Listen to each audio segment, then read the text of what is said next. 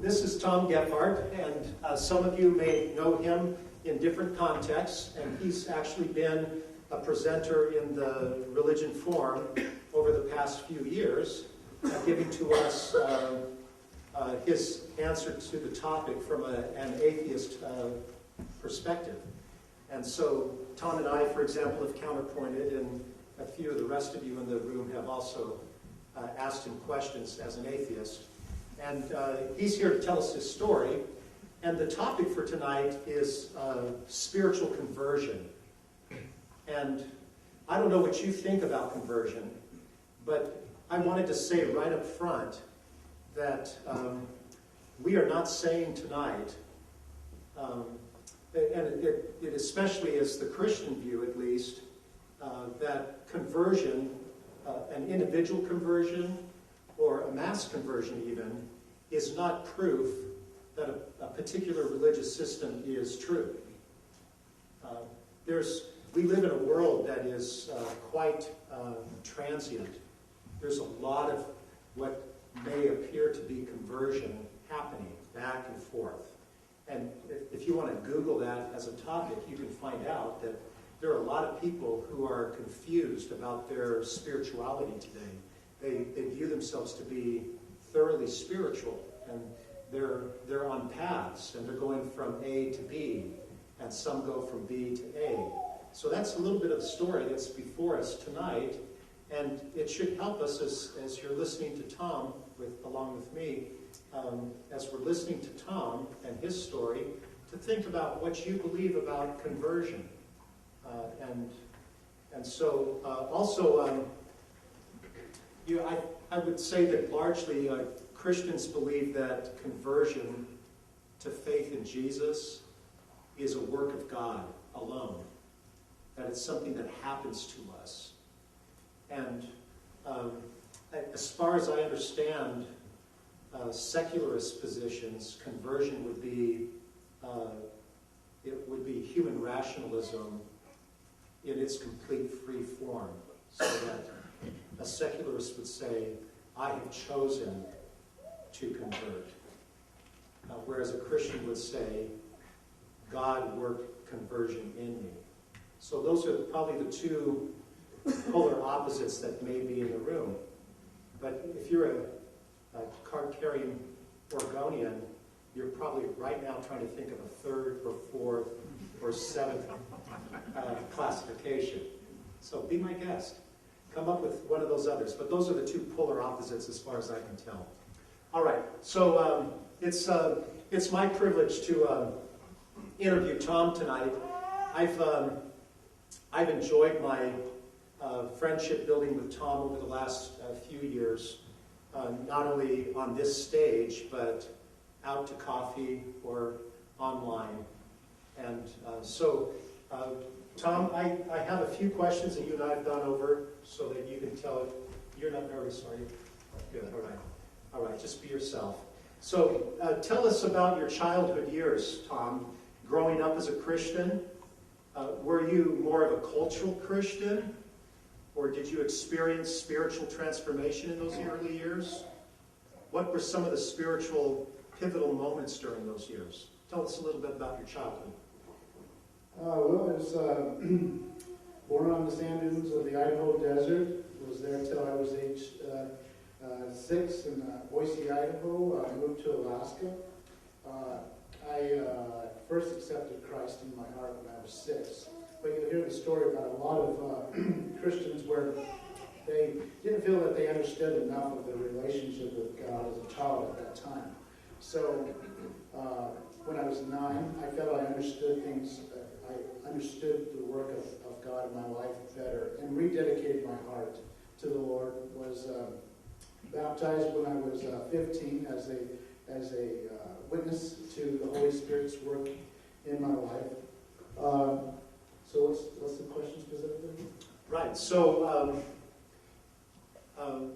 during those years, were you more of a cultural Christian, or did you experience some real spiritual transformation? I was definitely not a cultural Christian, I felt like I really did have a sincere relationship with God. It was a very personal thing to me. I enjoyed going and having devotionals out in nature. I found that being in nature was a mode of getting closer to God for me. And I also noticed that even from an early age, I was very sensitive to the way other Christians would be around me, whether that was, someone that I admired as a Christian or noticing some form of hypocrisy. So I kind of had a sensitivity, even from a young age, to the way that the church was that I was in, the community aspect of it. There was a lot of pivotal moments for me growing up. I was involved in a lot of Bible studies. I was in Bible quizzing, where you compete on verses of the Bible. It was kind of a memory exercise. And I did some working witness missions and things like that. And so I had a very engaged, upbringing. Cultural doesn't really, I probably didn't even understand what culture meant growing up. It just felt like a way of life for me. It was very engaging.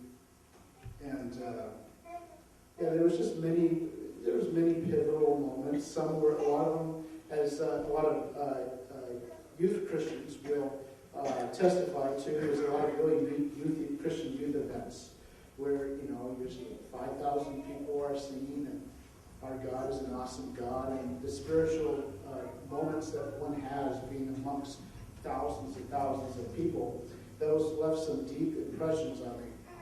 But again, it wasn't the big things that were pivotal moments for me. It was more of the personal things that involved solitude and the world, being in the background and one really digging with what you understood God, as a young person growing up, and just getting closer to God. Those were definitely important moments. So, Tom, how old were you when you left your Christian faith behind and started to pursue atheism?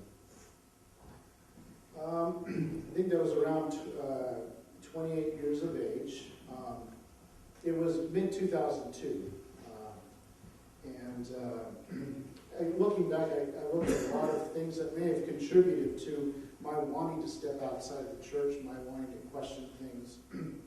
For example, as if people are looking for a correlation with when I stepped out, you also had 9/11. That was 6 months prior to that, mid-2002 experience, and a lot of people woke up during that time were a lot more introspective, and there's a lot, there's a lot more vulnerability. The country felt vulnerable. Also, things that led, I think, to stepping out and, inquiring outside of the church were my family upbringing. There were things that I never had really gotten to the bottom of with my family. It was kind of turbulent. And so, that leaves an obvious impression on someone growing up, because you have a dysfunctional family on the outside, but then you go through the doors of the church and you're supposed to have, have it more together. And the church, unfortunately, the churches that I went to wasn't a culture of transparency and people truly, talking. And so I saw that duplicity, and I think that in its own way had an emotional, psychological impact on me. There's other reasons as well. One is journaling. I'd recommend journaling to everyone. I started that in around year 2000, just really getting who I was and my thoughts and fears and pain out onto a page, just to really frame who I was as a person. And that led to a lot of questioning. But I do feel that looking back, when I stepped outside the church, I kind of threw out the baby with the bathwater. The things that I didn't like in church, I threw out. But with that, there was other things that I no longer was paying as much attention to or didn't see as valid. I just wanted to be this gradually more of this just pure inquirer who was neutral. But looking back, I underestimated how profound a lot of these things were in my life. That I don't know if you really can be neutral in the way that I intended. So, when you became an atheist, was there some evidence or major questions posed by natural science or philosophy that caused you to doubt your Christian faith, or were conclusive in your mind as proof that atheism was the better worldview and lifestyle? Well, that's a very good question. Well, it's your question. That's what I Just, yeah. Which one do you know? Yeah, that's right. The questions I'm asking Tom are ones that we worked through that he gave to me. So, sound familiar, Tom? Well, there's a lot of things. When I look back, I did about 8 years of reading popularized science books and journaling and participating in philosophy debates and just really trying to be honest in where I was going or what I was still restless about, not settled about. One that comes to mind of a piece of evidence back then that gave me some, you could say, doubt that I could not shake off was a book by Matthew Alper called The God Part of the Brain. I read it in early 2004, and I didn't actually acknowledge that I was in the camp of an atheist until early 2006. So this was 2 years before that. And it basically talked about that there's an area of the brain that lights up when people are having a meditative experience, when they are praying. And so that is a God part of the brain. That's a gross summary of that book. And I remember asking myself for the first time, why does what should be an exclusively supernatural phenomenon, why does that have a physical basis?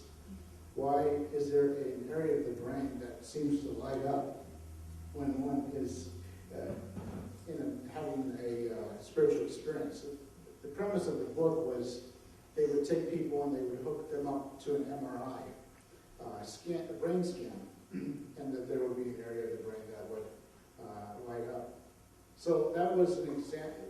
To me, that got me asking other questions. If that's the situation, what else might be the situation?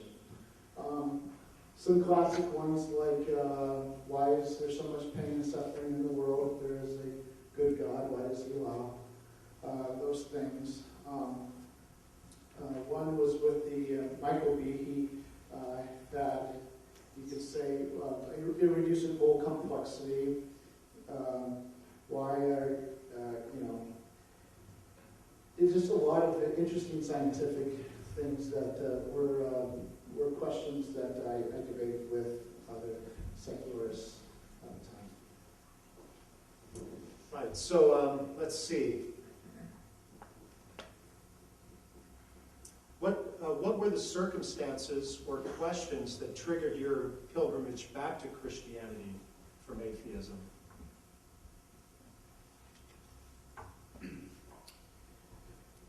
What were some of the things that triggered those? Yeah. So you had some of this compounding evidence. You had some questions like the problem of pain and suffering. So then from 2006 to, 2011? So for about 5 years, you were a cart-carrying atheist? Till late 2011. Yeah. And, yeah. Some of the things that caused me to start moving back, see, it's just such a huge question. That's why I had to really take it in, because it's just, this is not a presentation, this is an interview, and it's over very, very personal things. I was definitely really involved in the secular community. One, you may have heard of it, CFI Portland. It was my intention to build a secular community started in 2008, and I thought at the time I was still a secularist that I could create a secular alternative, equivalent of what you find in dynamic communities and churches and things like that.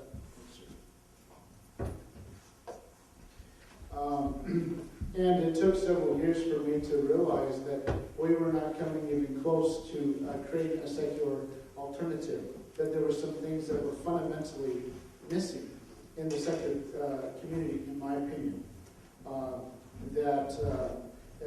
Things in the area of relationships, accountability, the power of narrative, let alone the need for faith and spirituality. Those things were not, really brought up. And so it took several years for me to realize that this was not, there was something fundamentally not there. And so it started allowing me to look at the validity, the relevance of church again. And so I started paying more attention to the way that churches are. I started blogging about it, doing blog posts, and it's just very, it's just kind of a very personal journey of moving towards faith.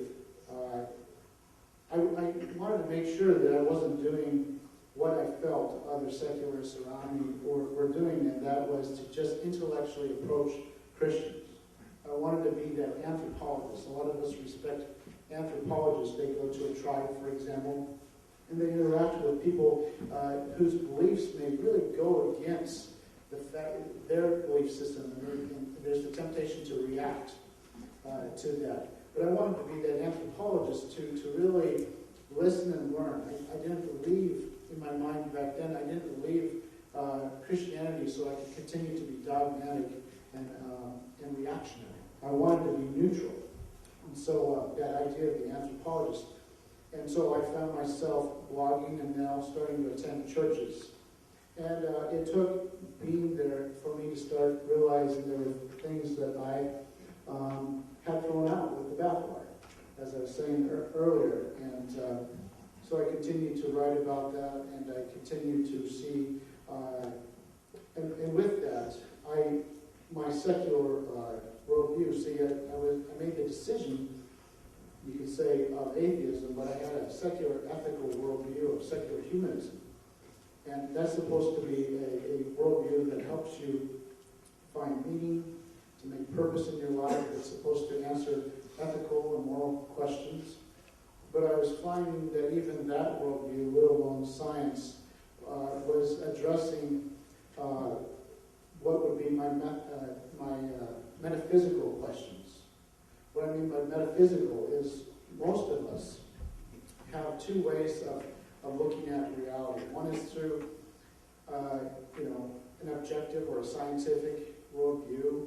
We understand that this table is composed of certain things, and so we look at it through a rational viewpoint. But we also have a metaphysical or an existentialist viewpoint that you can't address with science. It's about the deeper questions, a lot of them abstract. So many having to do with faith, love, relationships, spirituality. That are realities that may be abstract and not hard science, but are nevertheless just as important of a reality to us. It resonates in us just as much as, say, the hard sciences or biology. And so we have these two realities. And I found out that my secular worldview was not addressing any of those questions, such as how am I really going to live out the rest of my life in a way that is meaningful and fulfilling. And I didn't, even though I had read a lot of books and understood a lot about how the way the world works, none of that was touching upon my metaphysical needs, the big questions. And so those were, to summarize, were what caused me to continue moving forward. forward because I knew that I was still restless. I knew that there were things that I had not truly gotten to the bottom of, and it continued to push me forward. Let's see, looking back, how do you view the quality of life you had as an atheist compared to the quality of life you have as a Christian? Today? Today.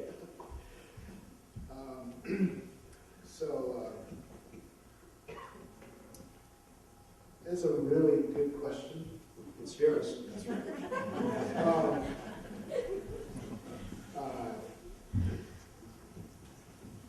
At first, I had an honest intention to freely inquire when I was outside the church, from mid-2002 to about early 2012. I wanted to do it with logic and reason, and I wanted to be a free inquirer. I didn't want to, I wanted to explore and to be open to everything. And so I began elevating freedom to do whatever I want. Because that's being a free inquirer. That's being open-minded. And it sounds very attractive on the face of it. But freedom does carry with it a lot of consequences. In the way that it's interesting how our minds are built. On the one hand, our minds love freedom. On the other hand, we need structure, we need rules.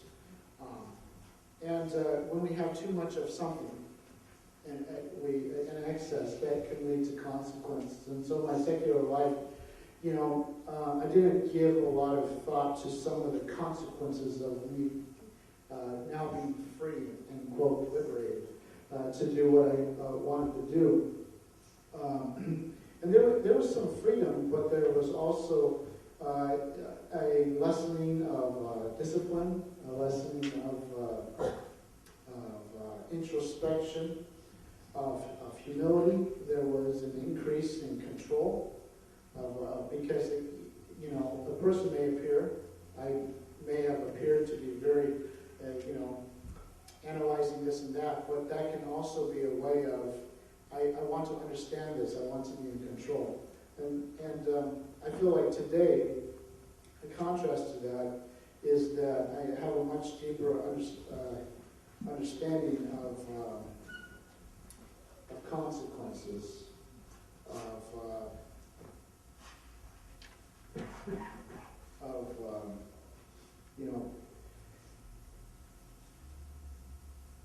just having walked that road, there's a lot that you have to recover from, because I exposed myself to a lot, and Christ asks us to focus on Him and to deny ourselves and to really listen to the Holy Spirit. And again, it's no longer really the highest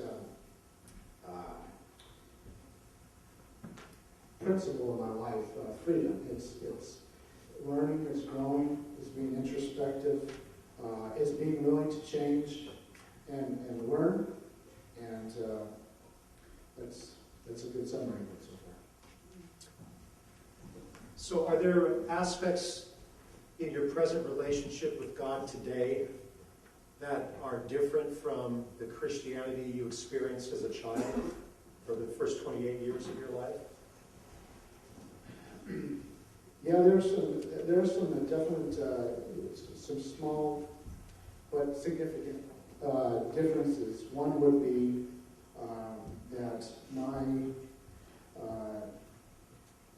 relationship with God, I understand more of who I am as a person. When you're growing up in Christianity, you still got to grow up. You still got to figure out who you are. You got to understand the underlying reasons. A lot of issues that one might have may not be the real issue. There might be underlying issues. For example, you hear often, if you've ever looked into it, that a person may not be having an addiction with alcoholism, that that's the main issue, that there are underlying issues, but there is a real problem not the alcoholism itself. And you can't learn that growing up in your Christianity. And so just a deeper understanding of myself, and just a deeper understanding of who God is, his nature. I don't feel like I'm answering that question very well. It's just, well, let me percolate more on that as the evening goes on. Because that's a deep question, and there are some real significant changes that have happened. A lot of it still is relatively recent, some of the changes. Though it did start, it's been happening for about a year and a half now. Yeah, I think everything you're saying so far, I can imagine that you're allowing the audience to formulate quite a few questions. So they're going to get their moment here. Are you ready for that? Absolutely. Yeah, so before I throw you to the dogs, answer just this one last question. What does the gospel of Jesus Christ mean to you today?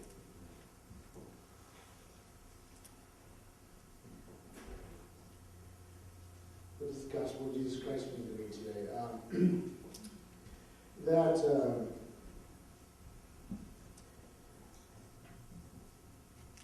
Well, one of the things that I changed in my viewpoint of from when I was in 1998, I read a book by Philip Yancey called "What's Amazing About Grace," and it challenged at the time and allowed me to move from a "you can lose your salvation" theology. That's how I was raised in the Nazarene Church, to an eternal security salvation, and allowed me to learn a lot more about the love of God, grace, and things like that. It's just the love of God is very powerful, and the gospel of Christ means a lot more to me in that I am a lot more transparent. I understand myself a lot more. And so I'm able to allow God to work in my life. And it meant something, it meant a lot to me back then. But I still have to go through life. It's amazing what happens when you've gone through some things that really do bring you to the bottom of yourself. You go from intellectually understanding things and spiritually kind of grasping the tip of the iceberg of the love of God and the gospel of Christ. But then you go through life, and that really gives you a lot more substance. You're no longer just intellectually and kind of spiritually grasping it. Now it's a lot more deep. And it takes life to understand that. And so I would like to, as nice as it would to be able to share something that is intellectually satisfying to, say, many in the room. It is its own journey, understanding what the gospel of Jesus Christ is. It's a deeply personal and introspective thing, and if one feels that you can only approach it intellectually, you're just grasping the tip of the iceberg.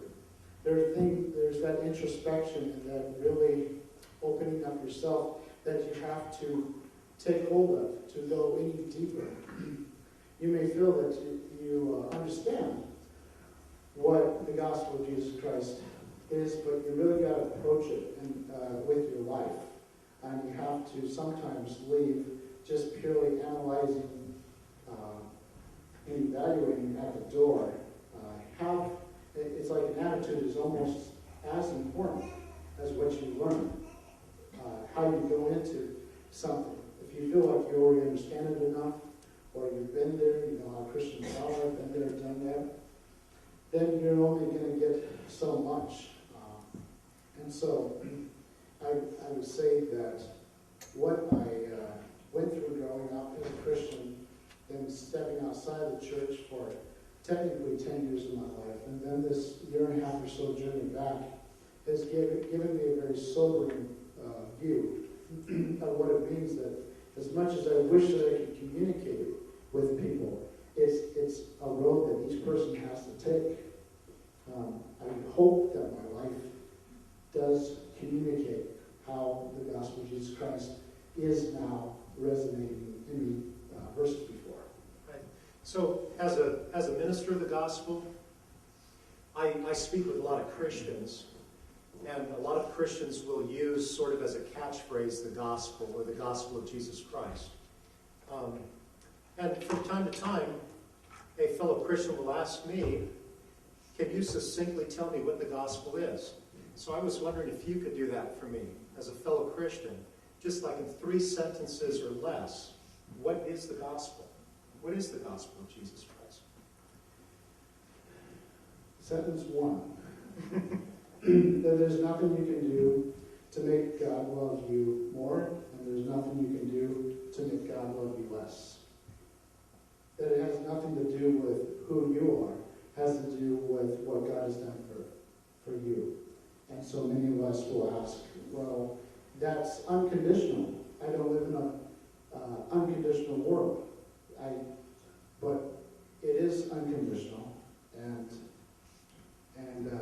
Christ wants us to receive it and to come as we are and to receive what's the gospel of Christ, which is free. I know that's profoundly simple, but it's also profoundly deep. And again, it requires one coming to it with their life, with an attitude of seeking, and not just merely their intellect, which is something I guess I needed to learn a certain way. But what is it, Tom? What is the gospel? You've given me the qualifications, and you've given me the context. But what is the gospel of Jesus Christ? That Christ has died on the cross for our sins, and that we are fallen, and that only when we accept his gift of what he did on the cross for us, that we can have eternal life with him. All right, do you have your questions ready?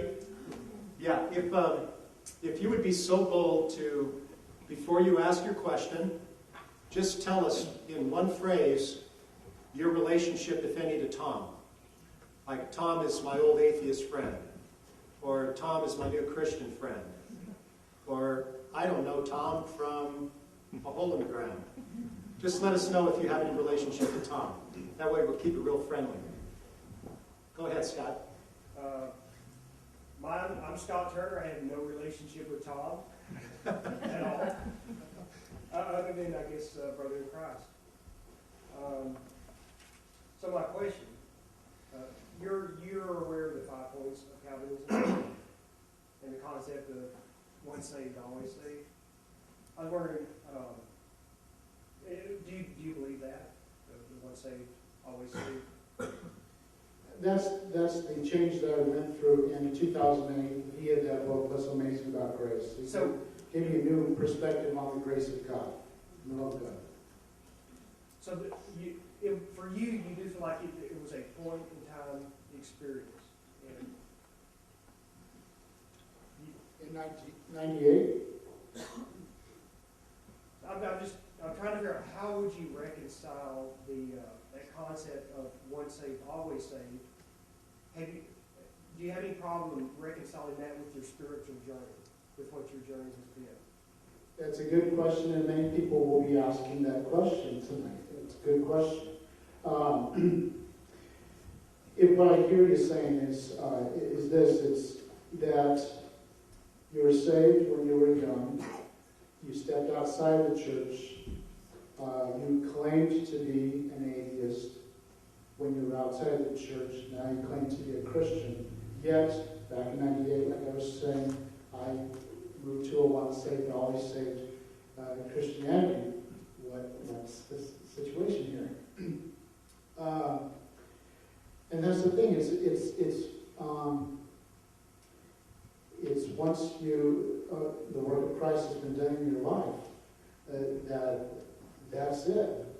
And you will be that lost sheep. You will stray from time to time. And Scripture says Christ will leave the 100 and go running after you. to retrieve the sheep that is lost. And so I would say that I had some emotional and intellectual conclusions that of being an atheist. But it's a huge question of, can one be innately and fundamentally an atheist if they had a sincere relationship with God, really truly felt like they accepted the Lord into their heart when they were younger. So that's the big question. And I feel that you could say that I've always been a Christian. But I did label myself as an atheist. And there's a lot of things that go into why I came to those conclusions. A lot of it was out of disappointment of not finding answers that I wanted to find. Well, a lot of us will kind of understand that in our own lives, that sometimes you don't get the answers you want when you want. And maybe you still got to live life to come to some of those conclusions. But that's my best answer to your... Another question in the room. Is that Andy? It is. I only know of Tom from when he spoke for the atheist position in 2011 during a debate in Canby Bible College. My question is, it sounds like Christianity has been able to meet your emotional, spiritual, and relational needs, but how does that provide evidence that its dogmatic claims are true? That's a good question. You ready for that one?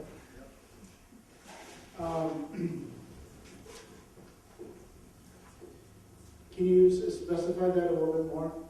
Be more succinct with that? Well, it's wonderful that it's been able to fulfill a lot of these needs that I think every individual needs to be happy, but just because it makes you feel good or fulfilled doesn't necessarily make it a true belief. Okay. Like you said, it's a good question. Well, one of the things that I found myself that I raised as a standard for myself when I was a secularist was that if the conclusions were intellectually satisfying, then that was good enough. But there are,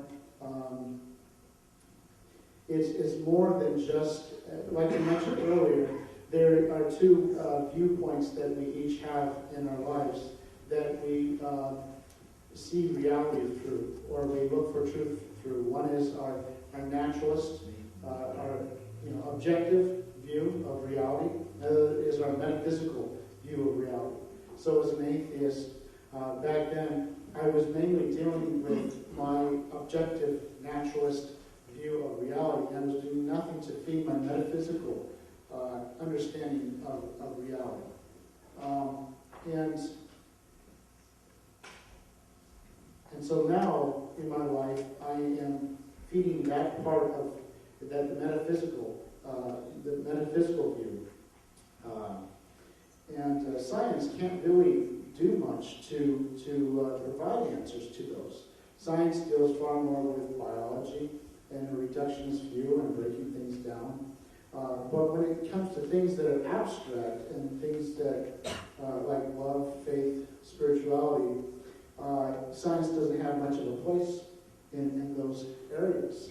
So I can't give you scientific evidence for those things, but it still is a fundamental part of who we are.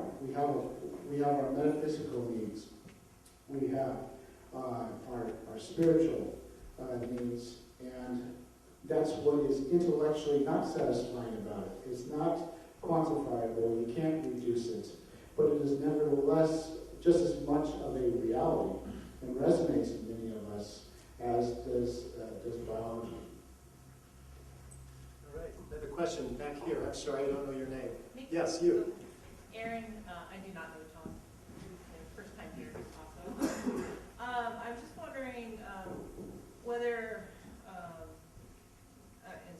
few minutes late, maybe you addressed this, during your atheist phase, was that a dialectic that, God does not exist versus exist, that kind of yes-no choice? Or was it more of an intuitive, you knew God exists, but it was a matter of theology that you didn't agree with? Could you repeat the question, please, Nathan? Right, she's wondering whether Tom's brand of secularism was a true classic atheism, where he concluded that God does not exist, as opposed to, well, God may exist, but I have a lot of theological problems and other problems between me and that existence. Is that about right?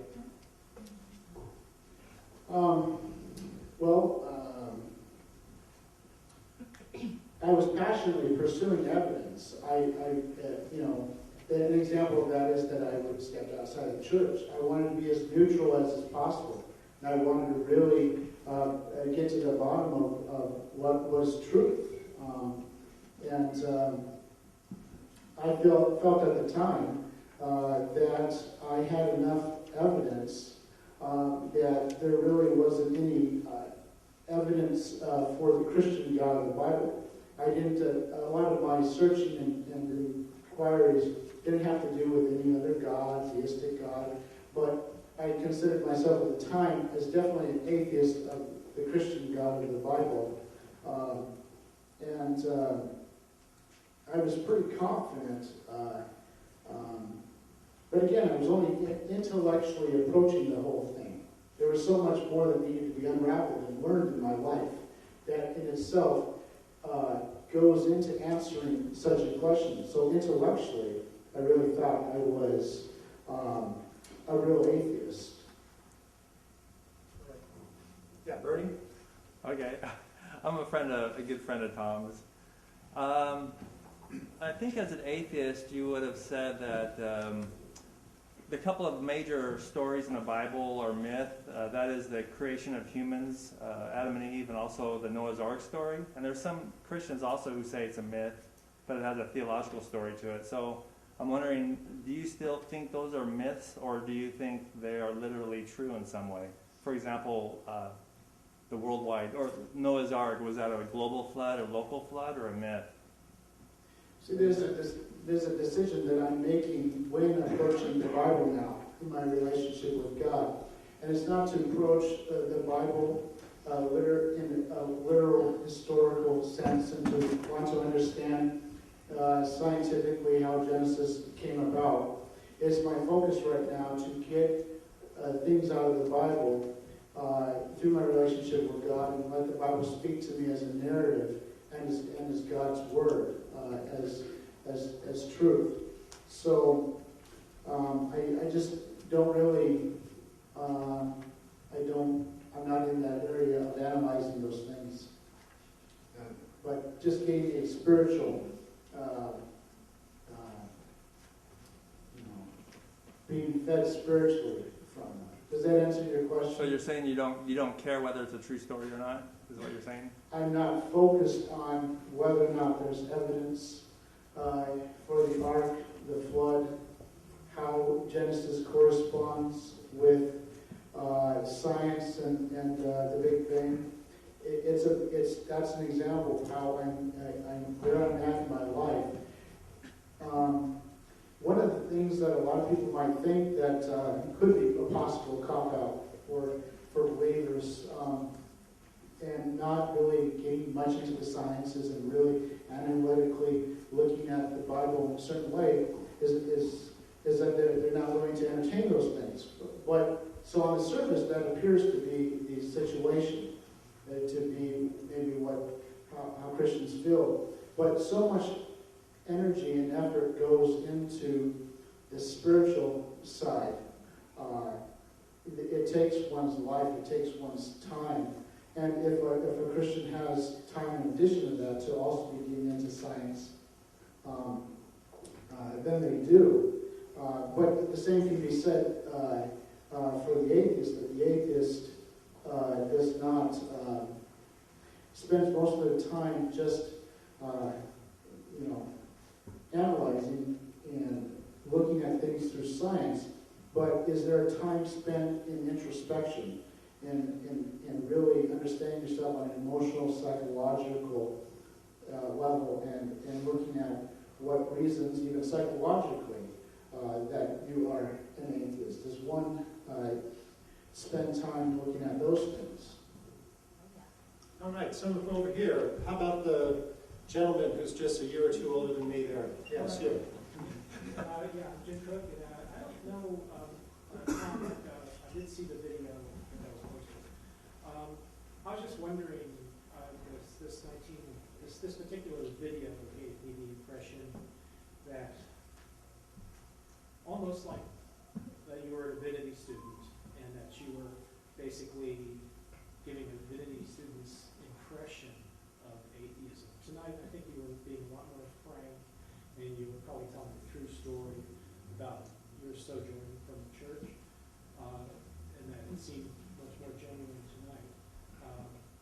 So I was just wondering, did you feel that you were sort of like acting in someone else's place when you're sort of like representing atheism? Because like myself as an atheist, I had to struggle theologically with all the, I wasn't a natural born atheist like me, and I had to struggle theologically with all my beliefs before I left the church, and then afterwards it was very easy to keep my distance because of the suffering I had to go through. And I was just wondering, did you have any? It sounds to me like your position was quite different from that. So you were working from both positions analytically at the same time. So, what's your comment about that? Nathan, can you repeat that for? Right. What he's wondering is, during those years that Tom was an atheist, was he, in a sense, sort of acting to be an atheist, sort of retaining some Christian worldview tenets, struggling with those internally, but putting a bold atheist front to it and presentation? Is that about right? Well, I didn't get the impression he was creating a bold atheist front. I got the impression that he had one foot in the non-believer camp, and then another foot in the divinity. So was there a period in your past where you would say, I'm all in as an atheist? Or did you keep at least a big toe in the Christian camp? See, there's just so much context that surrounds your question, so much that would need to be unpackaged to truly do justice to what you're saying. For example, it was the Canby event at Canby Bible Church, or Canby Bible College, excuse me. And it was on, can you find meaning in your life? Can you make meaning in your life? And there was the Christian perspective of that, and there was the atheist that was the atheist. And I felt that I was zeroing in as an atheist at the time on how you truly can make meaning in your life. Yet it's complicated because I was intellectually doing a presentation on something that requires more than intellect. It requires your emotions. It requires your introspection. It requires really taking a real assessment of your life, really looking at where you aren't, where you're not fulfilled, where you still are restless. And that's there's so much that was packed into that topic that night. And so I guess that in itself is an answer to your question, is that I was intellectually looking at it, and I felt I was getting a certain amount of satisfaction. You can create meaning in your life. In fact, at that time, I was now participating with Bernie Deller in a meetup that was originally in CFI Portland, but they eventually moved out of CFI Portland as a meetup, dealing with naturalism, spirituality, finding meaning in your life. And it was an answer to that we needed to dig deeper, that we were only intellectually approaching things as atheists. So again, that's a very difficult question. I really sincerely did feel that I was approaching things as an atheist. I didn't feel that I was working from a script, or that it was that it didn't feel real. But now that in this last year and a half, I have learned so much about myself, so much that if you don't have the right attitude, if you're not actually wanting to look for something, if you're not acknowledging what your deeper needs are, then one can be content just drawing a circle of inquiry around themselves and only being interested in these topics.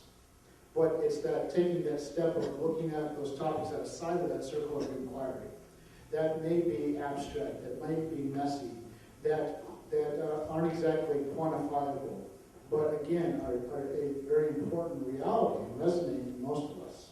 So I don't know if that's an answer to your question, but Yeah, I think you started to approach that, and I was just noticing the ambiguity that was there, and of course that was natural because of the strength of where you were coming from. Good. Yes, over here.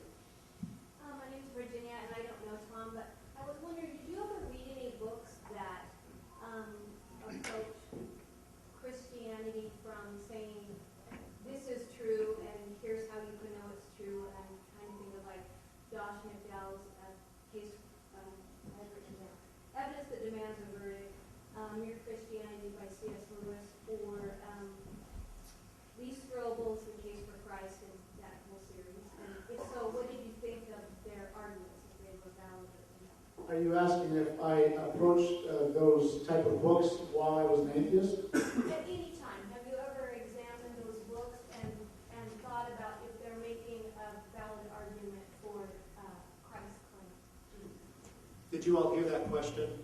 She's asking about several best-selling apologetics books. Lee Strobel's book, The Case for Christ, or C.S. Lewis's book, Mere Christianity, or Josh McDowell's book, Evidence That Demands a Verdict. Did you read any of these? Were they compelling to you? What do you think? Well, that was definitely my modus operandi. While I was, leading up to my stepping outside the church, and while I was in the secular realm, I read a lot of books. I even led one of Palace City of Books book groups, a Free Thinkers book group, and we did take a couple Christian books, not Mere Christianity, but we took one that touched upon C.S. Lewis, there was a lot of books that I read that were a part of those. Again, it depends on the attitude that you approach a lot of these with. And if you're willing to really inquire into more than there's a logical fallacy going on here, or are they communicating things properly? There's just a lot that goes into it. When I was in the book group, there were, even though it was all secularists who were, smart, there was as many opinions as people in the book group, and it just it showed me that there is a real tendency, believer or not, to agree with the majority, to go along with what is the popular opinion of something. It's not as popular to forge your own trail and to really know who you are and what your thoughts are about these things. It's not as popular. You won't get as many conversations from people about those things. So that was definitely one of the things that I encountered when I was in the secular realm, is that you don't have to be religious to be dogmatic, or to be ideological, or to want to prefer one conclusion over another. It just appears that I would argue that Christians have tend to have some of their biases in certain areas, and secularists tend to have their biases in other areas. But we all, have our biases. All right, Patrick. I'd like to say I'm a friend of Tom from the atheist days, maybe friendly acquaintance or somewhere in between. But we had good times together. I'd like to ask, the Christianity, is it a belief that is working for you and right for you, or is it a fact that a non-believer like myself or an other believer like a Buddhist is rejecting to his own harm? It's a belief that's working for me and right for me. Thank you. That's the short answer. But there are, a lot of facets to it. It resonates for me because it's always been there. That's an argument tonight. Does one ever really truly walk away from their faith, or does aspects of it, does the Holy Spirit stay there? And is it like a homecoming? You just simply left home, and you wander on your own road of inquiry, and then you come back, and you feel like you truly are returning to your roots. You can't exactly explain it, but you know that you are moving in the right direction. Can I follow up a bit on that? Sure, Patrick. I'd like to say myself, I have found, leaving a very devout, a lifelong devout Christianity, that my conscience remained alive and well. For you, it is the Holy Spirit still dealing with me. For me, it's nature and nurture hardwired my brain to, like I'm in a beer store buying beer, craft beer, expensive craft beer, and the clerk gets it wrong. He gets it like 1/4 of the real price, and I correct him. I say, no, just something inside me makes me do that. To me, it's the way I've been, what I inherited and what I've been trained, but from your point of view, I can see where it still be something is still dealing with me. That's a comment I'd like to throw in. Thank you. Yes, is it Laura? Yes, Yes. it is. I'm Laura Roberts. Tom and I have probably known each other for maybe 2 or 3 years ago. As a Christian, I've had the privilege to be able to kind of walk alongside of him at times during this transition as well. I thank you for that. I thank you for doing this for tonight as well. But now I'm going to ask a question that will maybe sound a little more controversial. If I was a secular humanist, or if I didn't know you, and if I was driving home tonight, I perhaps would have the impression that you have made this transition only to fulfill psychological and social needs. Would that be the accurate impression? And if so, why or why not? So Laura's asking Tom to give us a little bit more information on whether or not his conversion or move back to Christianity is merely to meet psychological, emotional, relational needs, or is there something more to it than that? Again, like I was mentioning, is that there are psychological and emotional needs because it's a part of the whole person. When you're moving towards something, you're moving with all of yourself in that direction, and so you're getting benefited on many levels. But I think it's something that profoundly speaks for itself, that it was my intention to create a worldview for myself when I, gradually over the years, when I came to understanding myself as wanting to be in the camp of an atheist, it was my intention over the years to find a worldview that was intellectually, emotionally, everything satisfying, that answered all the deep questions. And I read a lot of books and studied a lot of things, but when I really had to ask myself the question in like 2011, how am I going to live out the rest of my life in a way that is deeply fulfilling, I found that my worldview really didn't answer that. It really didn't have much substance for that. I came to realize that my worldview did not have much of an answer for me when there is no quick fix-it solution in life. When there are situations where hope is removed from you, where control is taken from you, and your intellectual understanding of reality, biology, why we do what we do, does not come to really help you. So it was a profound, it was a very sobering realization that I had something a worldview that only scratched the tip of the iceberg of what I really needed to search. That it didn't do what I thought it would do. And this forced me, you could say, to start looking at the relevance of church again, looking at the relevance of prayer, a relationship with God. That there's something profound about those things that addressed deep things in me that my secular worldview could not address. On the surface of it, on the face of it, it would appear that one is just fulfilling that I was just fulfilling my emotional and psychological needs. But again, is not just a presentation, it's an interview of a personal journey. One that it's hard to write those things in essay form, to really convey to you what I had to walk through to come to these conclusions. And many people know me that I will debate with the best of them. I'm very analytical. I will latch onto an idea until I feel like I understand it. I will not lose the debate. And so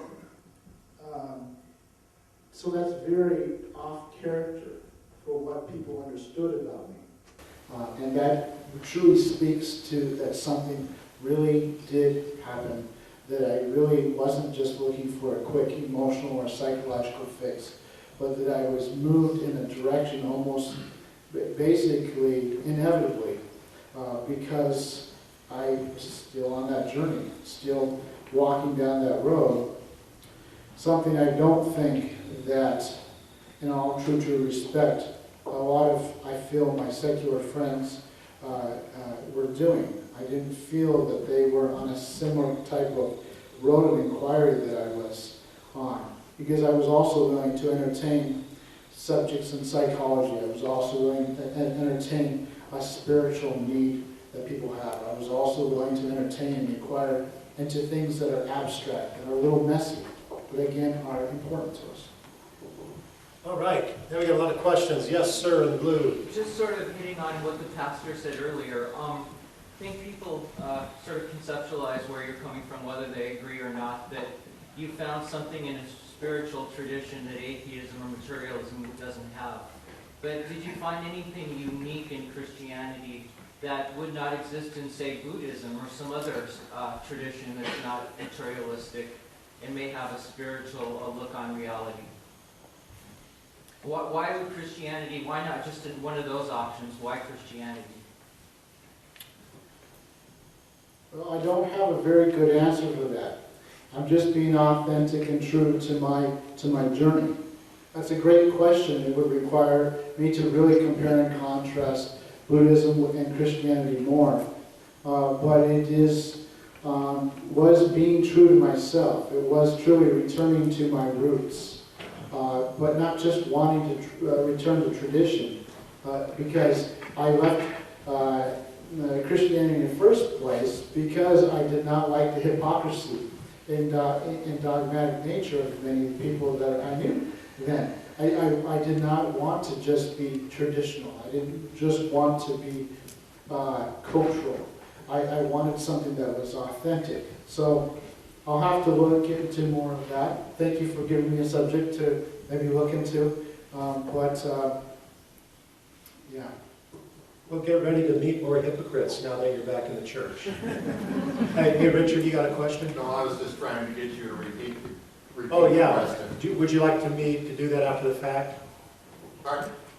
Were you able to figure out the question, or? Oh, I'm acting on the behalf of other people Yes. in the room.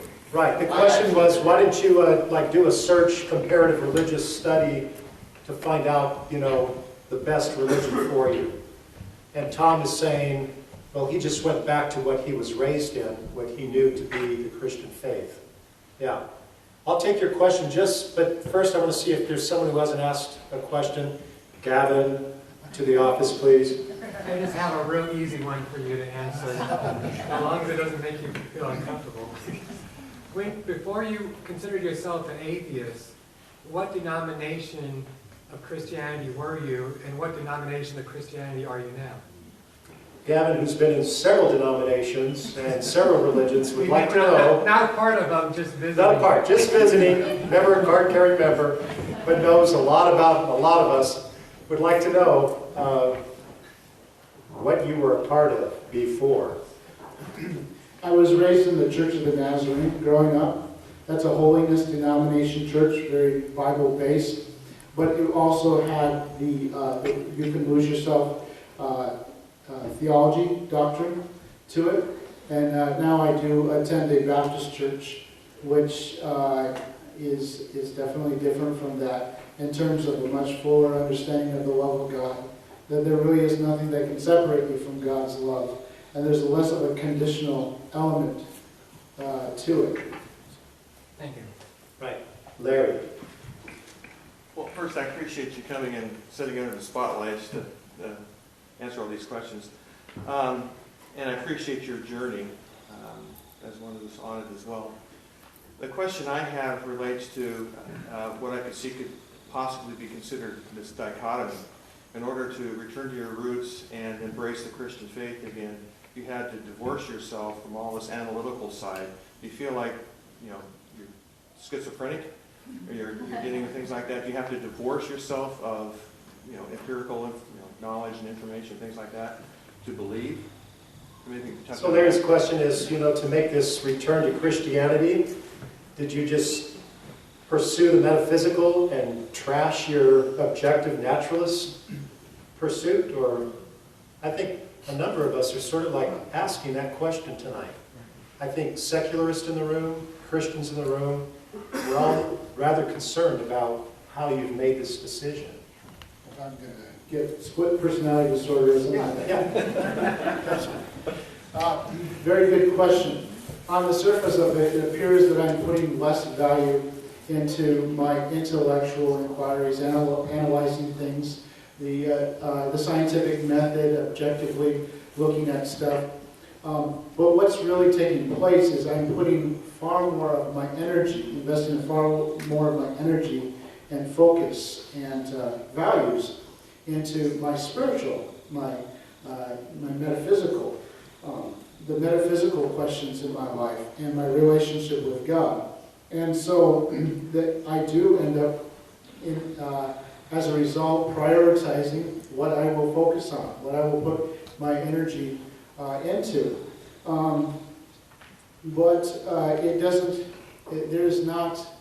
doesn't make me less, according to maybe some secularists who may argue, therefore less rational.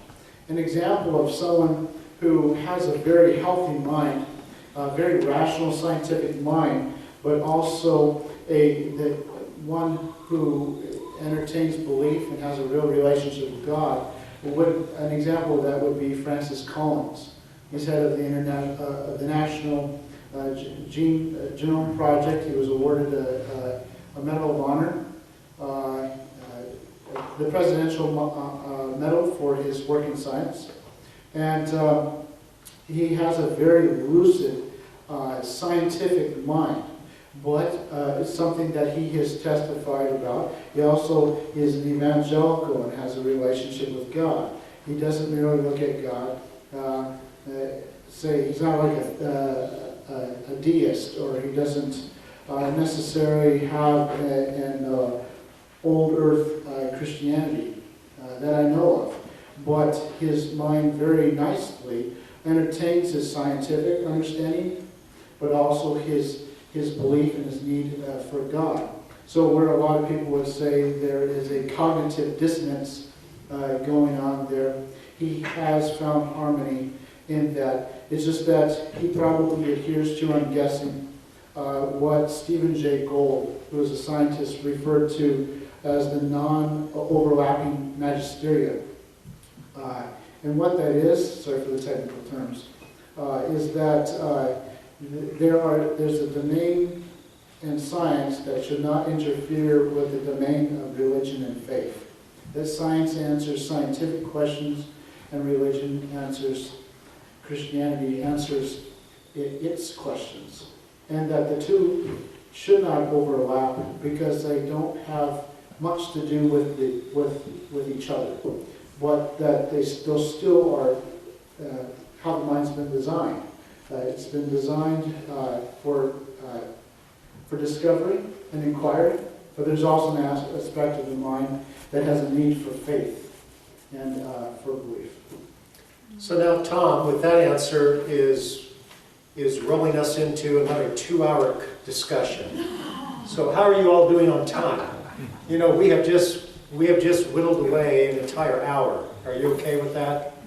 Yeah, in just a few minutes, we're going to allow people to escape. Actually, you can go anytime you want, but I am going to have to officially close the forum just in a few minutes. And then you're welcome to stay in this room as long as you want tonight. I don't know how long you're planning to stay, Tom, but you can also informally talk with Tom or myself or with each other longer. But let's just take a few more questions.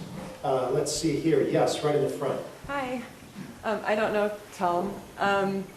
My question, it sounds like you have come to the conclusion that the metaphysical was one of your biggest problems and then therefore fulfillment of Christianity and the lack of scientific evidence for the metaphysical.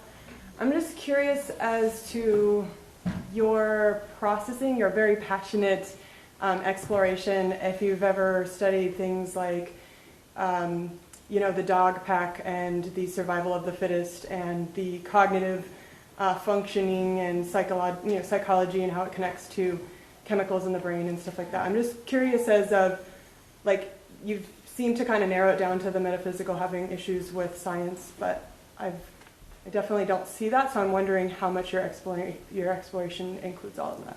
So she's wondering if Tom is doing some exploration concerning cognitive function, the dog pack, survival of the fittest. What are you doing about these, Tom? Well, I inquired into all those things. I was definitely into evolutionary biology and how we evolve certain traits and how we're pack animals, and that at a certain point in our evolutionary history, we went from moving from being a part of the herd to recognizing ourself, becoming self-consciously aware. How there are many theories as to how that happens. And again, that was what I was studying back then. I covered all the bases. I wanted to be extremely serious about why I can indeed say with conviction that there was no God. You know, it was my intention. But when I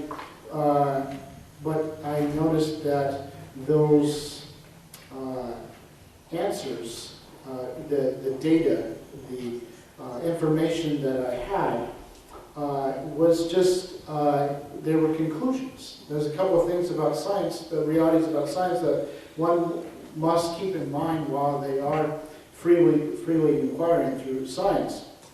One is that science never claims to know anything with absolute certainty. Another one is that scientific theories are contingent, meaning that they're subject to change, and that any theory may lack some information that could make it more complete, that there's always something to learn. And so something I realized and learned as I was moving down this road is that I was taking that foundation and trying to apply those conclusions to deep questions that I was trying to take that foundation and turn it into my own hope, turn it into something that I could you could basically have faith in, you could say, something that I would be content with living out the rest of my life with that worldview. Science, again, like I mentioned with Stephen J. Gould, not an overlapping magisterium. Science only addresses certain things, and its domain doesn't really have much to do with certain, with our other needs that we have. All right. Charlie? Yeah, I'm not well acquainted with Tom, but I've participated in these forums several times, and I think we've had several conversations together. You mentioned, Tom, that as a young person you were involved in evangelistic and missions activities. So my question is to you as an atheist, did it bother you that you had spent time trying to bring people to faith in Christ? And now that you're a Christian today, does it concern you that you spent time and effort working to convince people of atheism? Do you want me to really repeat that?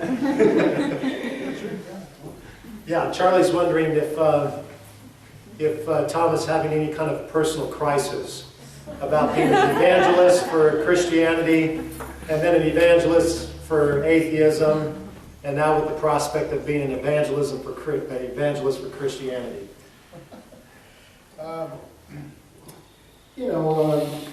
There were some things that I wasn't very proud of when in my the Christianity that I had before I left the church. Aspects of, but that had more to do with the theology that I believed back then, that you can lose your salvation theology. And I remember pressuring some people into wanting to believe in God because I brought more up that, Christ could come back at any moment, and more of a fear factor. And that's what comes with that theology that you can lose your salvation is that conditional fear of punishment element. And with that can encourage some behavior that when one looks back, now having a better grasp and understanding of God's love, that you're not proud of. As far as the atheist element, I think I took a lot of some of my witnessing skills when I was a Christian and kind of applied them, used them when I socialized with people as an atheist. I know that, if I can say this, I know that Bernie was in full control of where he was going, what he was inclining to, but I would like to say that I encouraged Bernie to move from Christianity to atheism. I know he's taking credit, Bernie. I know that he won't say that I was responsible for that, but I definitely had a lot of deep conversations. And as I'm learning more about myself, I wish I knew more of myself when I was trying to encourage Christians to have doubts about their Christianity. So I do regret that. All right, one more in the back. I'm so sorry to cut some of you off, but it'll have to go to informal conversation. I was in Tom's book club, and he is a real gentleman, and I appreciated Tom urging the atheists not to get too outspoken against Christianity and things. I appreciate it. I guess the things I have is, I noticed you say you've gone to, you're a Baptist now. I guess one thing that bothers me is you say that, being religious gives you a different worldview and things. I guess the thing that bothers me about Baptists, and maybe I'm wrong, but specifically Thomas Jefferson had his wall of separation of church and state document too, the Danbury Baptist group, and that's when they were a small minority. Now it seems to me now they've gotten into power, I think separation of church and state is probably the last thing on their agenda, and I don't know if you can talk to that at all.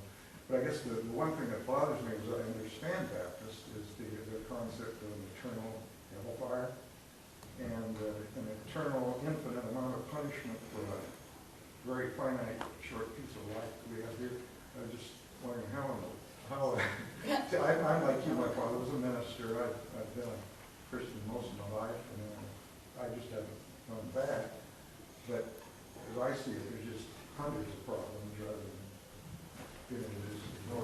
Wow, so we're going to end on this one. What do you think about the teaching of eternal punishment for such a short lifespan of rebellion or basic goodness? Well, I'm going to give an answer that may not be, again, intellectually satisfying to maybe some. One is because I am focused the way that I am focused where I'm at in my life right now, just getting closer to God, worrying about these things. I did not move back into Christianity and by doing a, which it's reasonable to do, by doing an exhaustive evaluation of what I was getting back into, really looking at things such as what you're talking about, the Baptist view of hell, and that will happen as I go down the road more. But it's being true to my needs, being true to what was driving me and pulling me, and so being true to myself. But we all want to be happy, and we want to go through our life in a way that we honestly respect. And for me, moving towards what I needed in my life and back to God, as much as I tried with the secular approach, it was what ultimately I needed. And a lot of people,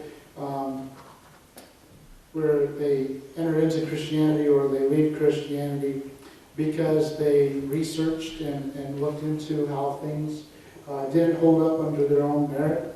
That's one way to do it. But a consequence of only approaching things through a researching, evaluating type of perspective is that you may be leaving out other aspects of what you can be learning, what you can be inquiring into.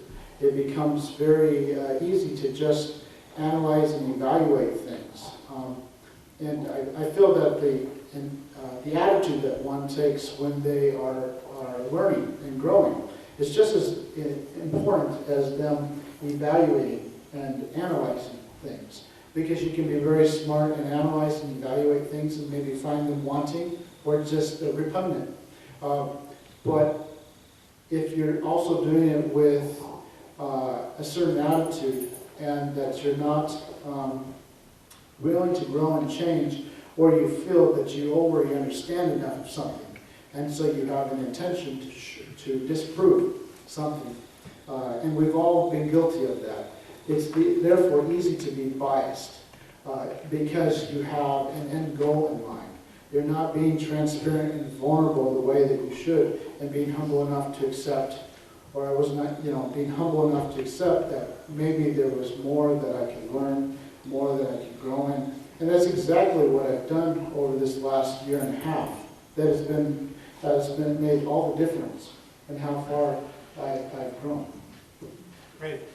Well, thank you for your participation tonight, and you are welcome to stay later. Hey, before we leave, oftentimes in our communities, when someone converts from one position or one worldview to another, it usually means that the former group he was a part of or she was a part of shuns, ignores, or turns off. And probably a good number of us in the room have either experienced this or we've been a part of it on one side or the other, or we've heard about it. And if you care about Tom, regardless of your worldview, I would like to encourage you to keep contact with him, even if you just do so online.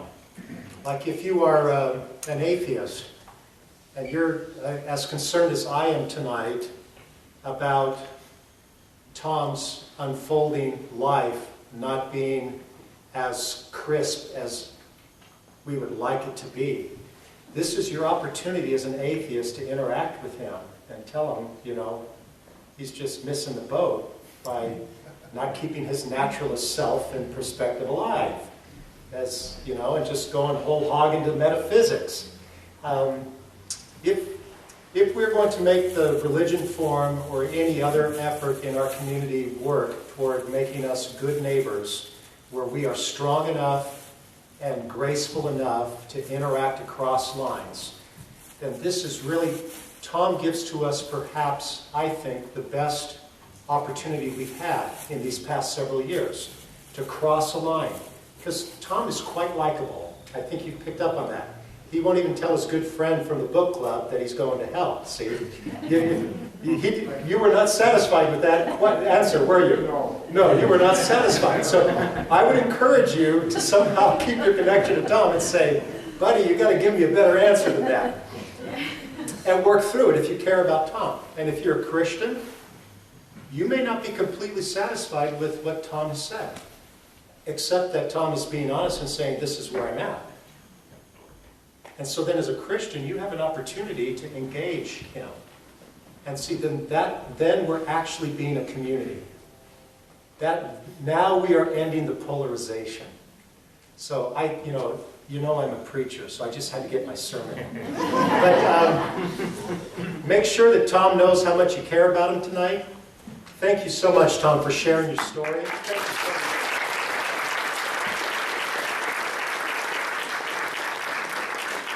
And thank you all for being here, and thank you for asking some really fine questions. They really made the conversation great.